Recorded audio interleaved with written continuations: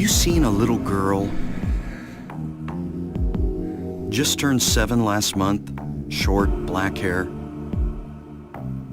My daughter. Why, you have your daughter right in your own hands.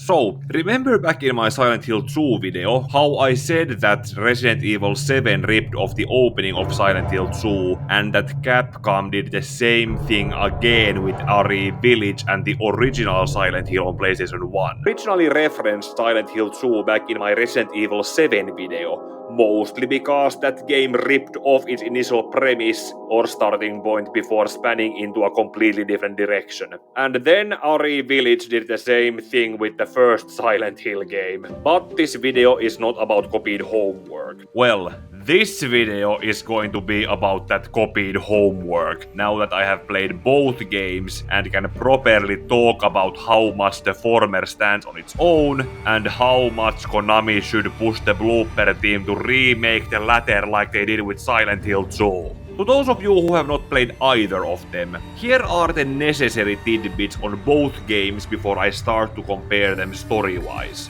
Silent Hill 1 is a psychological horror game that came out on PlayStation 1 back in 1999, back when I was still on the first grade, and Resident Evil Village is an action horror game that came out on PC and consoles back in 2021, aka 2 years or so after I graduated from college. The former was the first installment in the Silent Hill franchise that is still existing, with a new installment coming out soon, and the latter is the most recent mainline installment of the Resident Evil franchise, discounting the remakes. In both of those games, we play as fathers looking for their missing/kidnapped daughters. Harry Mason with his 7-year-old daughter Cheryl in Silent Hill, a resort town shredded in fog in Maine, and the returning Ethan Winters from Resident Evil 7 with his newborn daughter Rosemary, from this nameless village somewhere in Eastern Europe in RE Village. What makes Harry and Ethan stand out as different people are how Harry has been a father for 7 years and is a novelist with barely any combat experience, while Ethan only became a father between RE7 and RE Village, and was given some proper combat training from Chris Redfield himself after his experiences at the Baker residence. And then there is how Harry has a visible face. For any confusions on what happened to Ethan in RE7, feel free to go watch my recap review on that game, link is in the description. But to summarize, Ethan is a Redfield-made combatant who has survived a standard Resident Evil bioweapon incident, while Harry reacts like this when pointed at with a gun. Hold it! Stop! Don't shoot! Wait! I'm not here to fight. My name is Harry Mason. I'm in town on vacation. Thank God, another human being. Both men are also widowers, with Harry's wife having passed away to an off-screen illness like an old-school Disney mother character, while in Ethan's case... I don't understand why you are so... Mia, get down! Mia!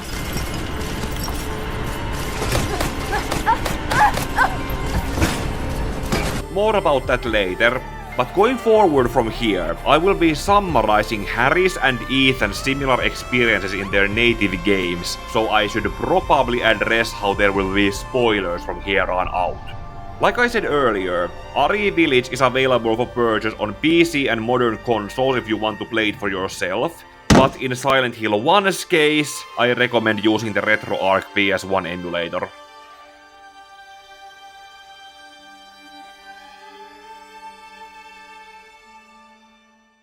So, as far as we know, Harry is in Silent Hill more or less out of his own free will on a vacation with his daughter Cheryl after his wife Jodie passed away, while Ethan was essentially kidnapped to that other village when Chris Redfield showed up to his and his wife Mia's house to pull a funny prank.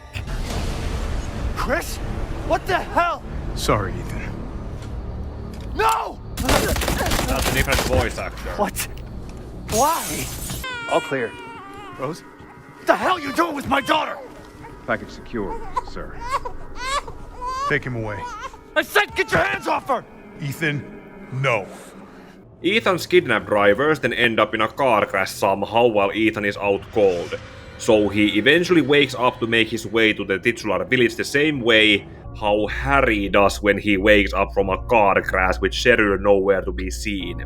Both make their ways into the civilization of their nearby towns, with Harry following what he assumes to be Cheryl running deeper into the town and is ambushed in a dark alley by these things, while Ethan comes across werewolves that gnaw off half of his left hand's fingers after he has been given a gun from this local. Take it! Whereas Harry eventually wakes up to this pleasant sight of Officer Sybil Bennett, who gives him her backup gun to defend himself, Ethan has to fight for his survival until this zombie Hagrid shows up, and is then called away with the werewolves by the castle's bingo bells, leaving him to meet up with this old hag, likely inspired by this other woman that Harry meets later in Silent Hill. The child's father. I've been expecting you. It was foretold by gyromancy. But before Harry actually meets that other person after Sybil, he actually needs to go to the local school after he finds Cheryl's coloring book in an alley with school written on it. Harry runs around that place all night putting rubber balls into drainage pipes and struggling with this music puzzle until he finds himself in the other world of Silent Hill's version of it, with this thing on the schoolyard. Unlocking all the doors he can leads Harry to the school's boiler room, where he has to fight this giant lizard until the church bell rings. Wait, church bell? Did Resident Evil 4 rip off Silent Hill 1-2 with the bingo bells?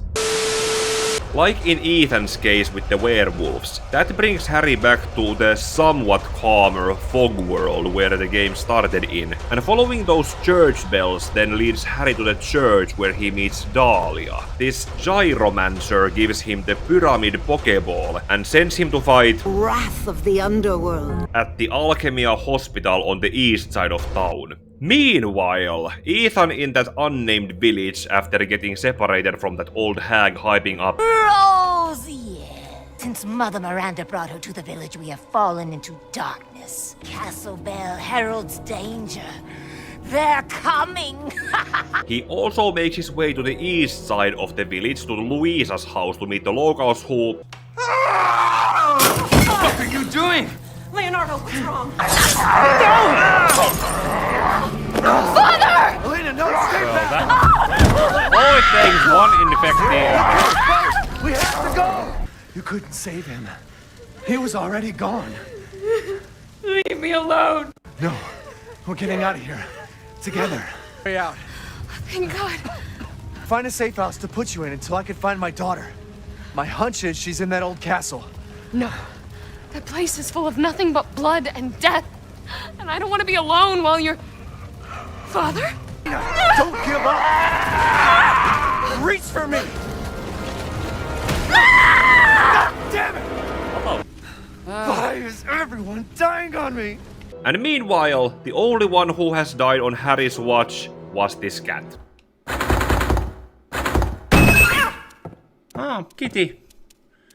Just a cat.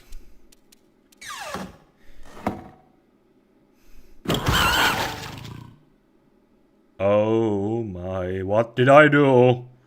After Ethan has lost most of the remaining NPCs in the village, he goes to meet the bosses of the game in a scene that only copies how he met the Baker family in Resident Evil 7, and nothing of which Harry is going through in Silent Hill. After being allowed to flee away from them, Ethan meets the Duke, the game's merchant character, making his journey easier by allowing him to buy what he can from him before entering Lady Dimitrescu's castle. There, Ethan's experiences with Lady D and her daughters is different enough to be original from what Harry is going through, and seems to be inspired by the Dracula mythos, mostly with her daughters representing the brides of Dracula, probably, while Lady D herself is confirmed to have been based on Elizabeth Bathory, the Hackis Hakusama, and Morticia Adams. Or that lesbian vampire created by Sheridan Le Fanu long before Brad Stoker got the idea for Dracula, and the writer of the Batman vs Dracula movie mistook for one of Dracula's brides. Carmilla Karnstein, the bride of Count Dracula, According to legend, her bloodthirst rivaled even his own. It seems they were meant for each other. Either way, when I first fought her in my initial playthrough stream, my chat was unable to believe how people used to simp for that thing. You're outside. Matches your inside now. Son of a bitch. Yeah, this is what people were simping for. Not me, I saw all the red flags. But after killing off the biggest hook that the game was marketed for having, Ethan picks up this thing similar to how Harry picked up the Flauros, as it was called, and is told by the old hag that he is too late to save his daughter Rose, with the Duke not too soon after providing some more context to Ethan. What are you saying? Take a closer look.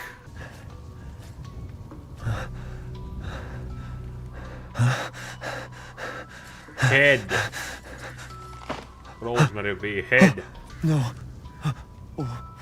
What?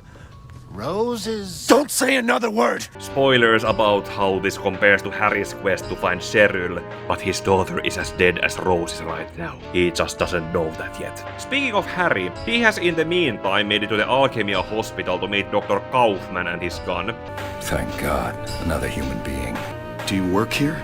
I'm Dr. Michael Kaufman. I work at this hospital. So maybe you can tell me what's going on. I really can't say. I was taking a nap in the staff room. When I woke up, it was like this. Everyone seems to have disappeared. And it's snowing out. This time of year, something's gone seriously wrong. Did you see those monsters?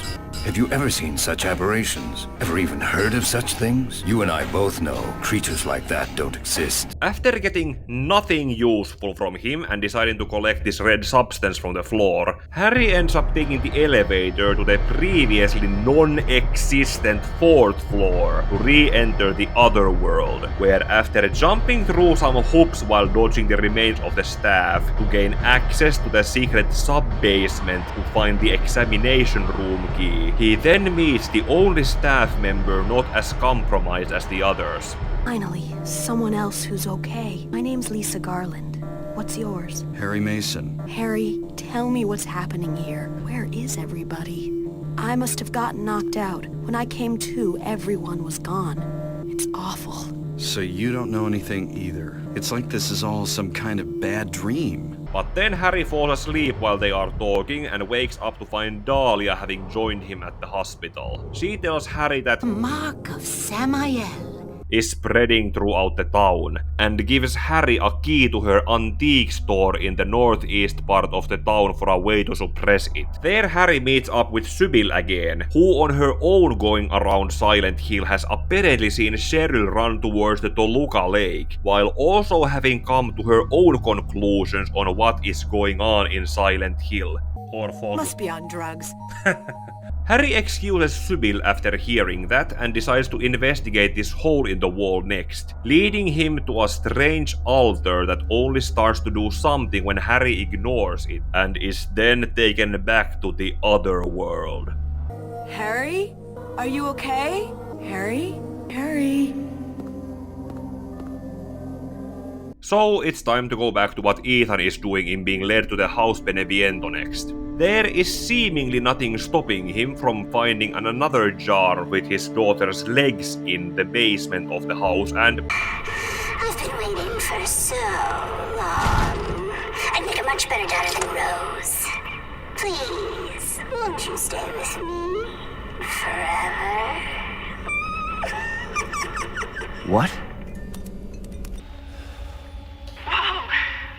That's a kid! Can you believe it? She's so energetic, it's crazy. Oh God, no. I can't do anything but this. Please, Ethan, listen to me.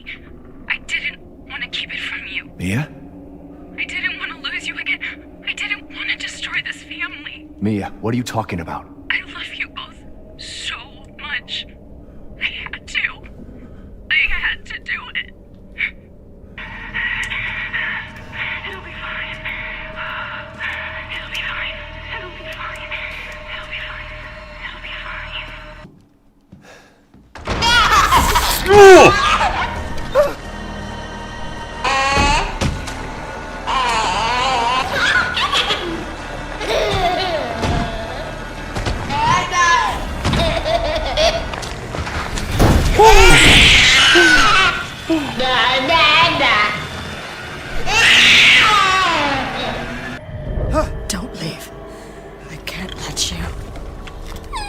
you're still alive, huh? You better find me a clue before my friends murder you! Fucking monster!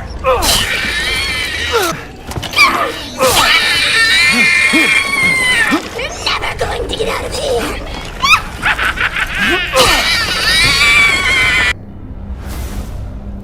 Oh. Oh. It's over? How much of this was in Ethan's head? Got no strings. That makes 2. And that was so far the closest thing to the other world that Ethan got to experience in his game. But it was indeed the most horrifying part of Ari Village, that I'm only going to comment about in what it symbolizes. From my point of view, it could also be seen as another difference symbolizing fatherhood between Harry and Ethan, with how Harry has been a father and a widow longer than Ethan. So, dismantling this puppet resembling Mia could symbolize how Ethan is taking apart his memory and feelings of her, while this monster baby hunting Ethan symbolizes his fears of having become a father. All issues that Harry should have by now gotten over with, while trapping Ethan into a similar kind of otherworld like Silent Hill has. Also, after leaving House Beneviento and making his way back to the village, Ethan finds a journal of someone who was drugged like he was to experience something like this, similarly on how another character whose journal Harry finds later in his game. On another note, the character of Donna Beneviento feels wasted with how much she was held back behind the scenes, and with how much her puppet Angie was used to speak for her. Moving on, Ethan's next destination is at the Reservoir, so Harry needs to catch up with him next in making his way in the other world back to the hospital to ask if Lisa, as the only one whose location in town he knows, can tell him how to get to the lake. To return to Lisa, Harry has to go through the city center, where Cheryl is plastered all over the TV screens, and this caterpillar challenges Harry to fight it in the sand pit, only to eventually flee away from Harry. After that, Harry gets back to the hospital to learn from Lisa that you can get to the Toluca Lake through the sewers close to the school. Harry, being the protective father he is, also offers to take Lisa with him, but Lisa tells him that she is somehow unable to leave the hospital. Somehow I feel I'm not supposed to leave this place. If they make a remake, Harry, they would probably show so scared. Harry attempting to take Lisa with him. Look, just wait here a little longer. Be back as soon as I find my daughter. Harry? So Harry marches on alone once more, but Silent Hill then makes him fight that caterpillar boss now in its moth form on the rooftops.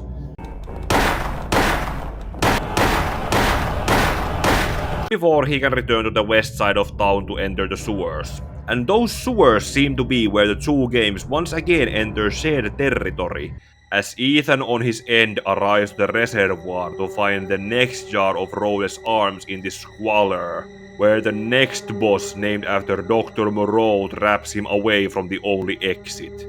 There Ethan also runs into Chris again, who seems to still be in his "It's just a prank, bro" mentality with Ethan. Ethan! I gotta say, I'm surprised you made it this far. It'd be a shame if something happened to you now. Sure, Chris. Why not? You killed Mia. Now do me and finish the job. While claiming to be otherwise occupied hunting for Mother Miranda, but Moreau then separates Ethan from Chris before they can have a proper talk about pranks. And next Ethan has to go through some timed puzzle platforming to cross the reservoir so he can drain it. Weedy.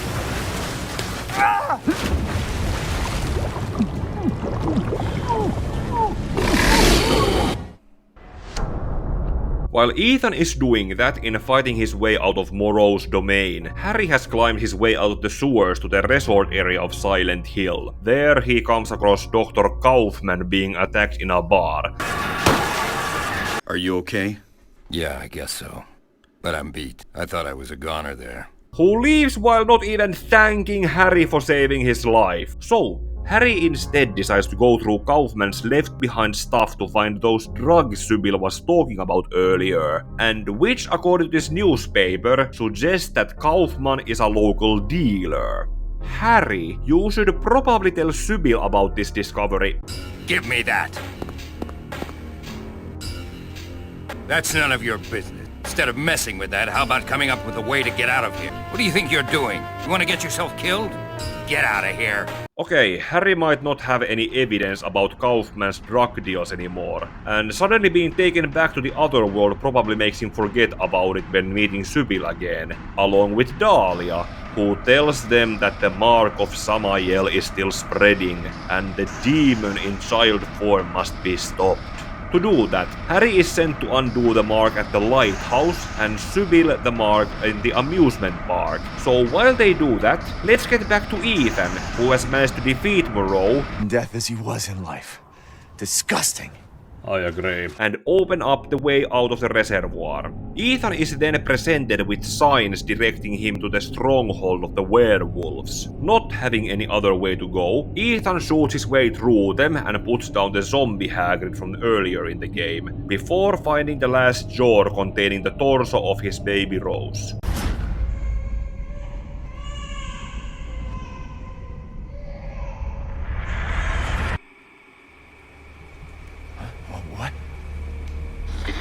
You're the real deal, Ethan. Well done. Put all the flasks in the altar, and I'm sure you'll figure the rest out. See you, Ethan. Okay, so while Ethan now has all the flasks and is told to bring them to the altar outside of Lady D's castle, we return to Harry having made it to the lighthouse where he does find another one of those signs, and a glimpse of that girl Dahlia said to be a demon, running away from him. Okay, so while Harry makes his way back from the lighthouse where nothing of interest happened, let's get back to Ethan with all the jars of his daughter put into this thing, and using them to activate an elevator to Heisenberg's factory. Listen, Ethan, you're being played. Lady, supersized bitch. Ugly ass psycho doll. An embryonic freak. It's a test to see if you're strong enough to be a part of Miranda's family. I don't want to be a part of Miranda's family. Neither did I, but here we are! I just want to fix my daughter. So do I. You and me, Ethan. Together, we can go save Rose, and we can use her to grind Miranda into paste. My daughter is not a weapon. Last chance. I'll take my chances. You're few. And that is how Ethan is sent on this self-guided tour through Heisenberg's factory, which actually resembles the other world of Silent Hill with its industrial motive. So while Ethan is now running around the factory and dodging Heisenberg's Frankenstein monster creations, Harry has by now returned to the boat not to find Sybil or Dahlia there, and has made his way to the lakeside amusement park where Sybil was sent. It has already been invaded by the other world to make it look as industrial as Heisenberg's factory, so it looks and feels creepier than a normal amusement park at night. Wait, when have I ever been to an amusement park at night? Harry is eventually able to find Sybil in the merry-go-round, where she appears to have been infected or possessed by a red-eyed... Hey, that red shade looks familiar.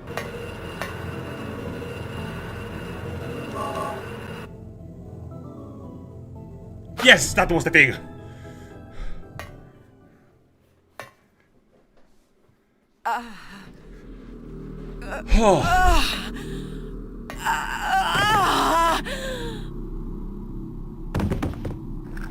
Yes, I managed to rescue Sybil.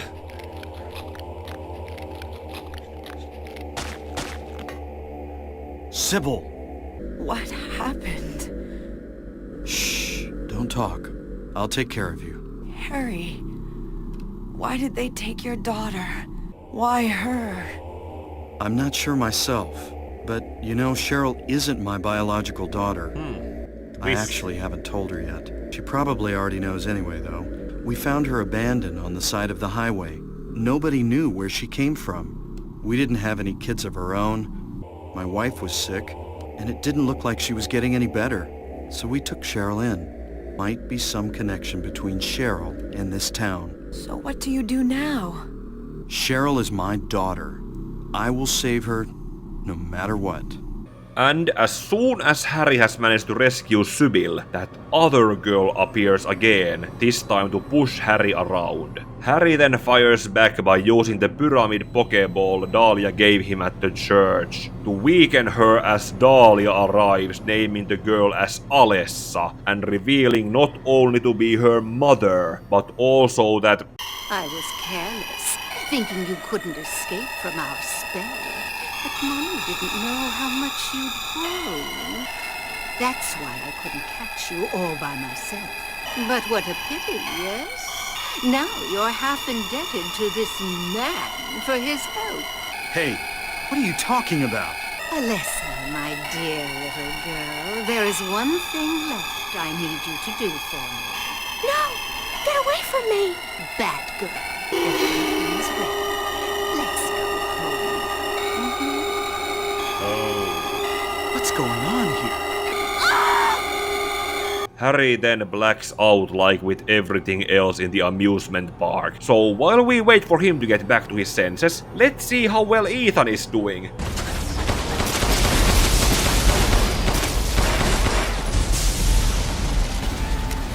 Now stay down. Okay, Ethan has managed to fight his way back to Heisenberg, who throws him back down to the lower levels to actually meet up with Chris, who now has decided to tell Ethan what the hell is going on. You think I killed Mia? That wasn't her. It was Miranda. What? She's a bioweapon. Changed her appearance and pretended to be Mia. Seems she also survived being shot, so now I'm here to finish the job. Bullshit! Why don't you fucking tell me right away? Because I knew you would want to be involved, and this job is hard enough without civilians getting in the way. Why us, Chris? What the hell is going on? Alright, Ethan. Alright, I guess I owe you an explanation.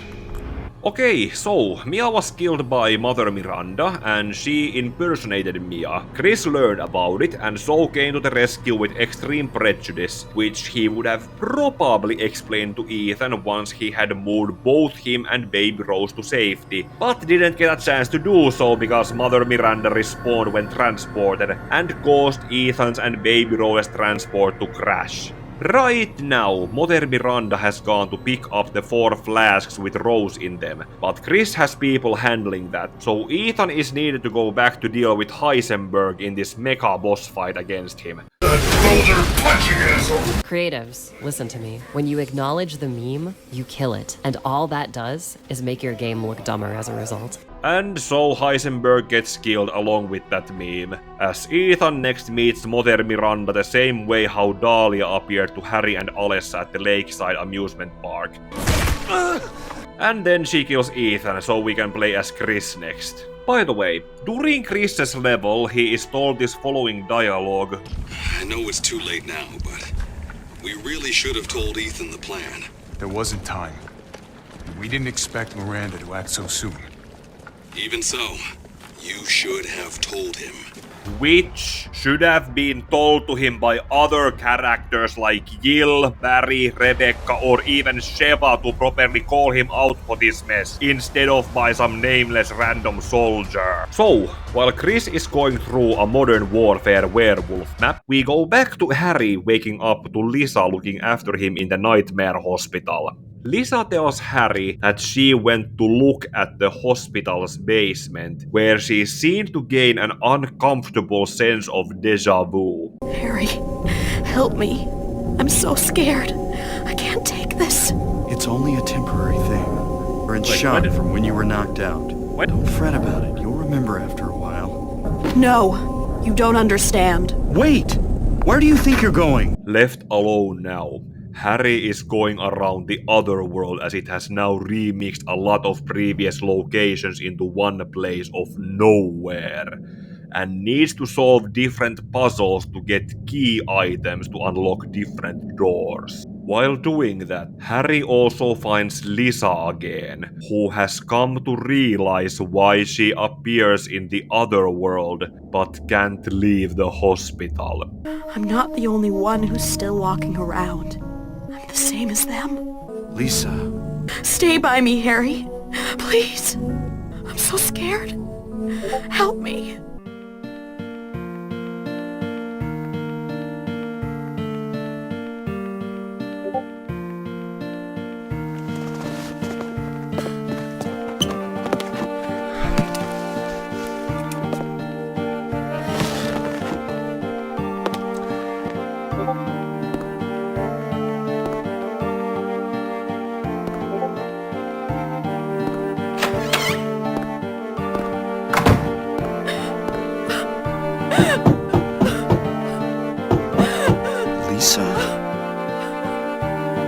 Going back into that room, as Harry finds Lisa's diary telling about her last days alive, in having been forced to look after a burn victim who refused to die and having been denied of resigning from her job when it was too much for her to deal with. Just like with that other diary Ethan found for the Beneviento's gardener, Lisa also describes having needed a drug, which she must have been getting from Dr. Kaufman, and how it made her remaining days alive a living hell.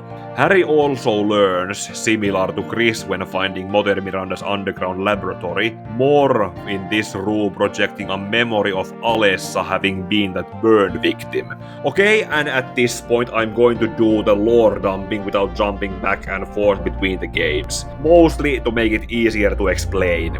Dahlia had been leading a cult, which included Dr. Kaufman as one of its members, that wanted to bring a new god into the world by using Dahlia's daughter Alessa as the incubator. In other words, Dahlia was an abusive parent who believed she was doing God's work with her abuse on Alessa, who was born with psychic abilities that justified Dahlia's divine beliefs and made her want Alessa to be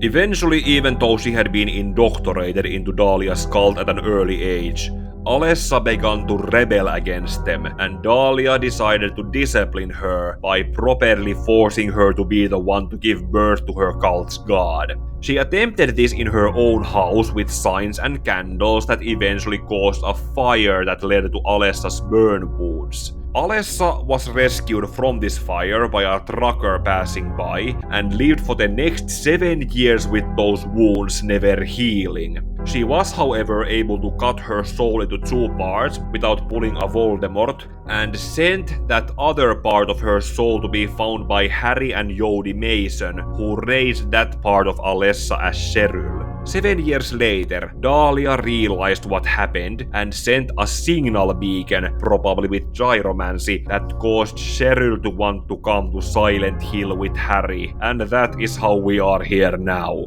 Unfortunately for Harry, early on in the game when Cheryl arrived into the town, she was immediately merged back with Alessa, and the daughter that Harry had spent 7 years raising is dead now.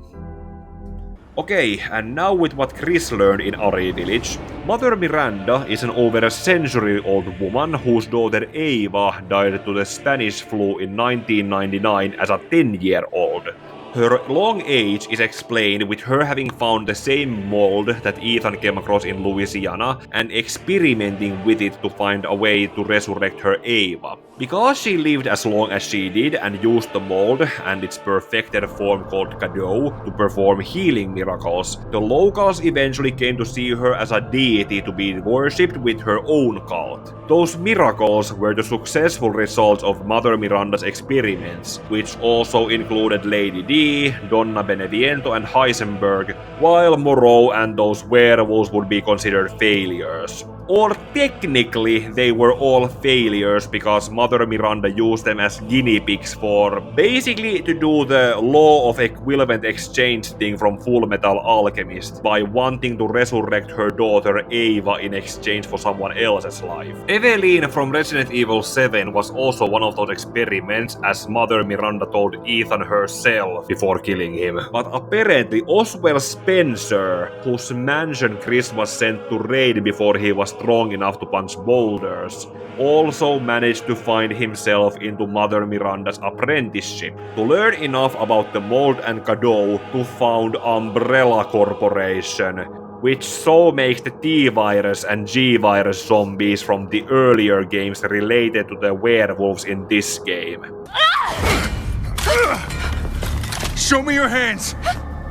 This is Alpha. Where is Miranda right now? Still at the ceremony site. Whatever she's doing, she's staying put. God damn. It really is you. I'm glad you're safe, Mia. Why are you here? Yeah, so Mia is alive too and was kept alive by Mother Miranda for some reason, and she then tells Chris what we see next. I wonder what Harry is doing right now.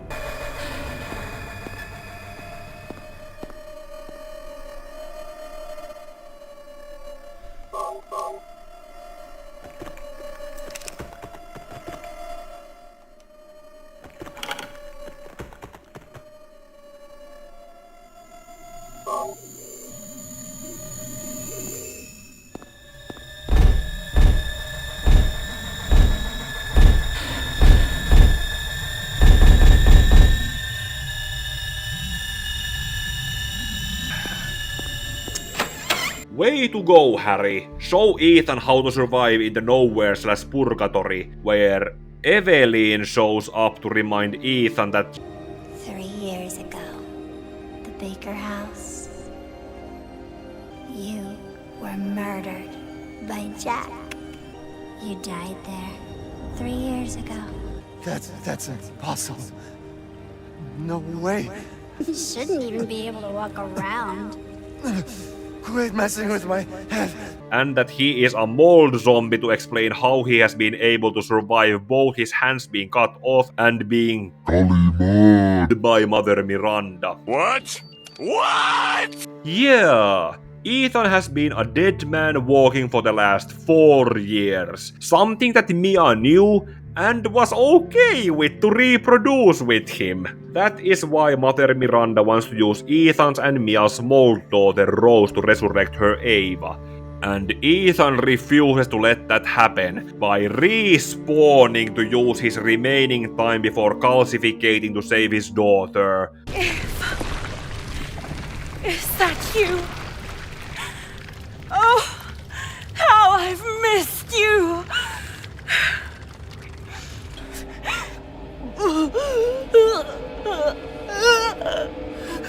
Because fortunately Mother Miranda failed to resurrect Ava by using Rose. While Ethan finds Mother Miranda to save Rose from her, Harry has found Dahlia with Alessa's body and soul in nowhere, who tells him how Alessa's 7 years of suffering has caused all the horror seen around Silent Hill, and thanks to having done everything that Dahlia fooled Harry into doing, Alessa can now be turned into the incubator to give birth to Dahlia's god. Return things to how they were before. Kaufman! Did I ask for this? Nobody uses me. Get away with this. What do you think you could accomplish by coming here? I thought I got rid of that! All I had to do was plant it somewhere for you to find. And there's more where this came from. Stop it!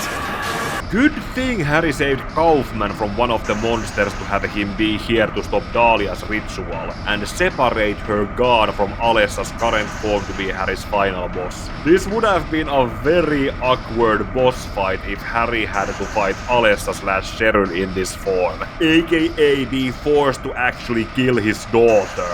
I don't know how Harry could have lived with that, while Ethan is already dying while fighting Mother Miranda as his final boss. Instead of, the reborn Ava would have probably been a baby too, or a confused 10-year-old and not much of a boss. Ethan could have probably killed her off as easily as Dahlia gets killed by the incubus she was forcing Alessa to give birth to.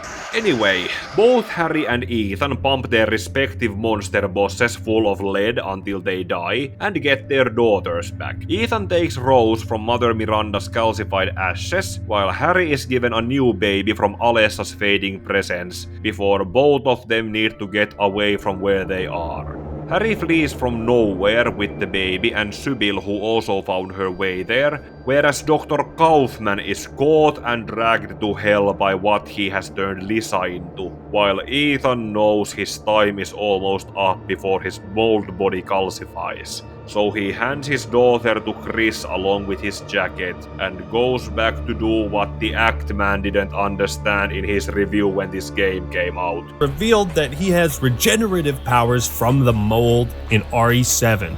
But then for no reason at all, Ethan takes the remote detonator and plans to kill himself in the explosion?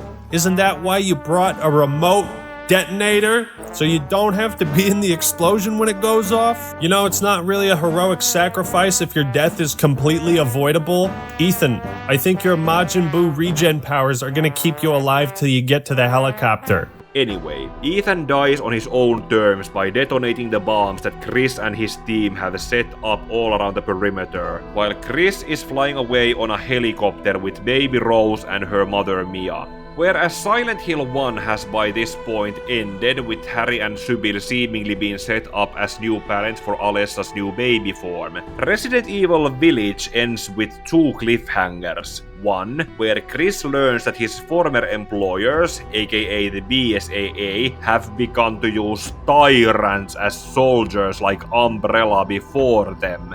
and one where we see a grown-up Rosemary Winters a few years later, just like with Heather Mason was in the beginning of Silent Hill 3. Dad, it's me. Hey, Dad. Happy birthday. Sorry I didn't call sooner. Anyway, I'm coming home now. Okay, let's summarize which characters in both games were representing each other, like how Harry and Ethan were. Cheryl and Rose as their daughters are an easy similarity, while Alessa is only different from Evelyn by having been a victim and responding to her abuse in a less hostile way than Evelyn did to how she was treated. With Dahlia and Mother Miranda we have two evil matriarchs, although Dahlia wanting Alessa to give birth to a god does make Mother Miranda just barely look better in comparison for wanting to resurrect her dead daughter at the cost of someone else's life. Chris Redfield and Sybil Bennett stand together as heroes for another story that was happening at the same time as the main story campaigns, and could have been playable in their own campaigns, like how Sybil supposedly was in the Japanese-only play novel version of Silent Hill, but Chris only got one mission since he has been a playable character in previous Resident Evil games. Mia's corresponding character is quite obviously Harry's late wife Jodie, but she is only dead to Ethan, who does end up dying without getting to see her again. Then with Lisa and Dr. Kaufman, them I would actually put together with Heisenberg, due to him actually having wanted to help Ethan take out Mother Miranda, and having been a leading figure of her 4 houses. Lisa was a tragically friendly character helping Harry but was too far gone to be rescued, while Kaufman was similarly a part of Dahlia's cult but didn't want to be a part of the paradise she wanted to bring up.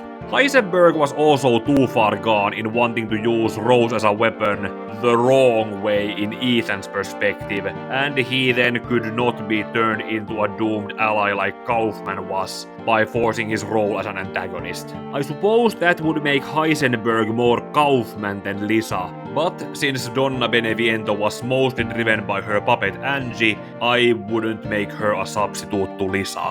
Hell, that gardener she made to experience what Ethan did in her house was probably more like Lisa. That so leaves Lady D, her daughters, and Moreau, as well as the werewolves and the locals in this nameless village as the original characters standing on their own. Unless I really start to scrape the bottom of the barrel and acknowledge how Lady D's daughters were hive minds of lies, which would make them stand with the caterpillar and moth bosses. And Moreau in his boss form actually resembles that split-head lizard that Harry had to fight in the school's boiler room.